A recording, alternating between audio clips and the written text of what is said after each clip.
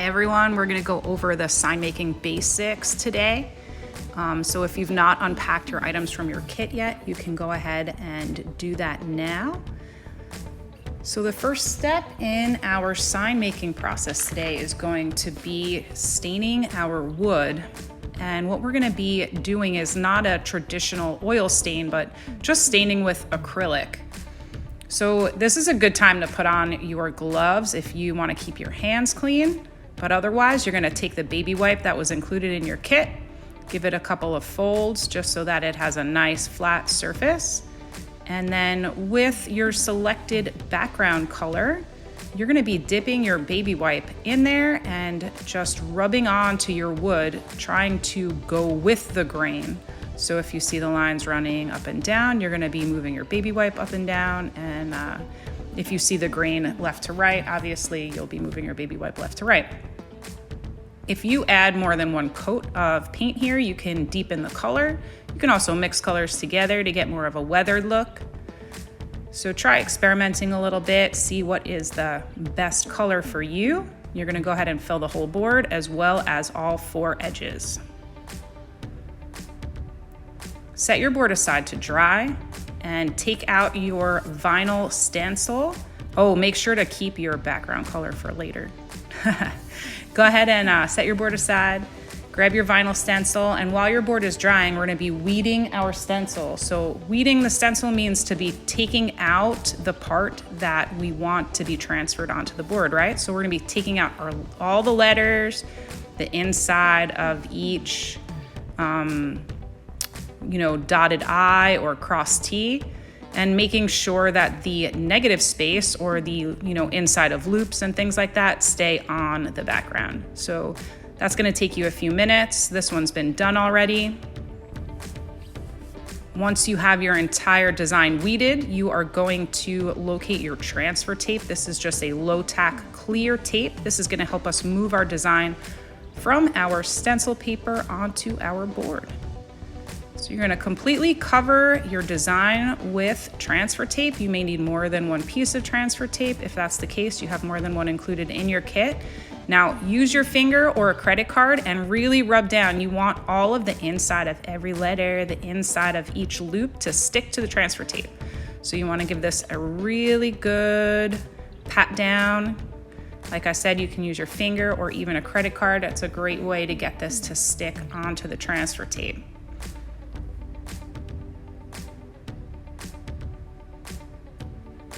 Once you feel that you have fully stuck your transfer tape onto your design, you are going to flip over and we're going to be removing the white backing from the blue stencil. I'm really struggling to get this paper off. Once I have it going, a good tip in pulling off this background paper is trying to pull it pretty flat. So I'm going to be fully sort of bending this paper behind itself and pulling off.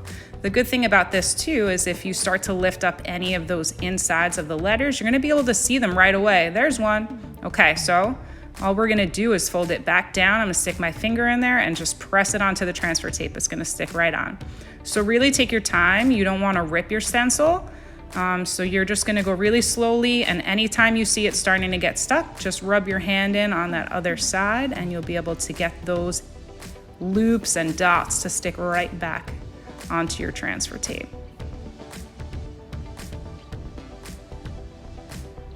Almost there.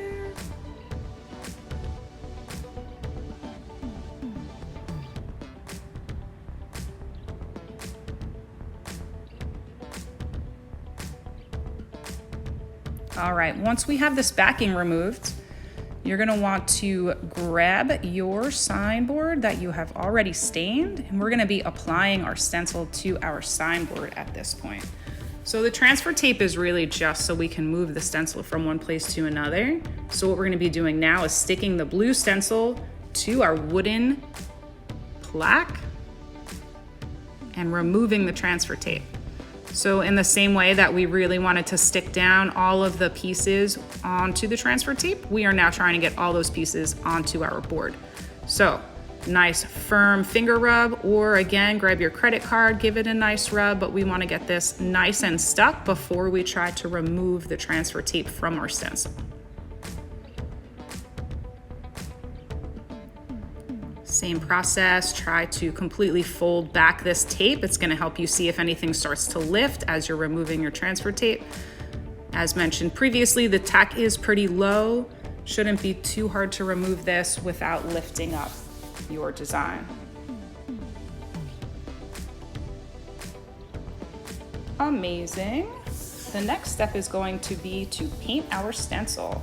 It's important when we're painting our stencil that we pounce or spounce onto the stencil, which is basically tapping paint onto the stencil using a sponge.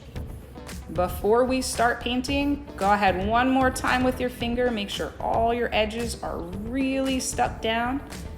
If you have a blow dryer, this is a good time to hit it with the blow dryer for a second, get it really kind of stuck on there. And if not, sticking down with your finger is totally fine. Just try to make sure that all your edges are nice and secure. So again, we're gonna be using the sponge to apply our paint on top of our stencil. We don't want to move in a side to side motion. It's important that we're moving in an up and down or a pouncing motion. We're gonna try to use the round end of the sponge. You're gonna dip into your paint, tap off on the side a little bit, and then like I said, we're gonna be pouncing or spouncing over our stencil. If you're using a light color and you have a very dark background, you may need to go over this 2 times, let it, sort of dry for a second and then give it a second coat. But otherwise, 1 coat is usually fine for most colors.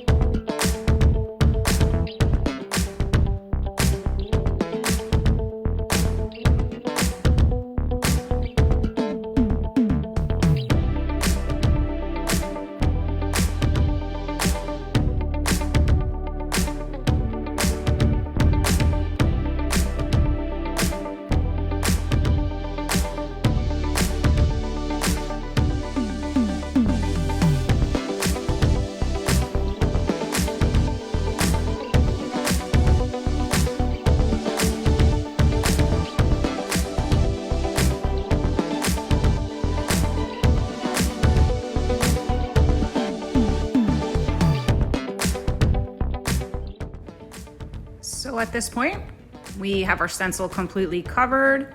I'm happy with the way it looks, and I'm going to be peeling the stencil off of the wood.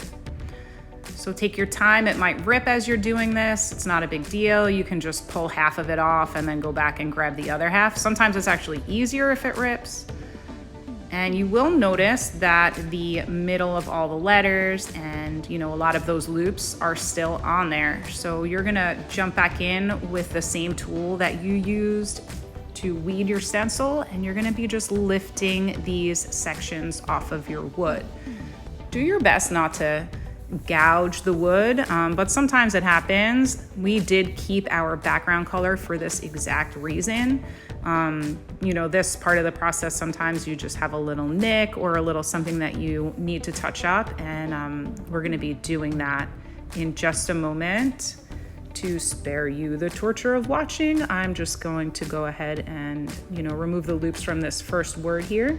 And I'm gonna jump back in with my detail brush and my background color to just touch up any areas that I feel are not totally even.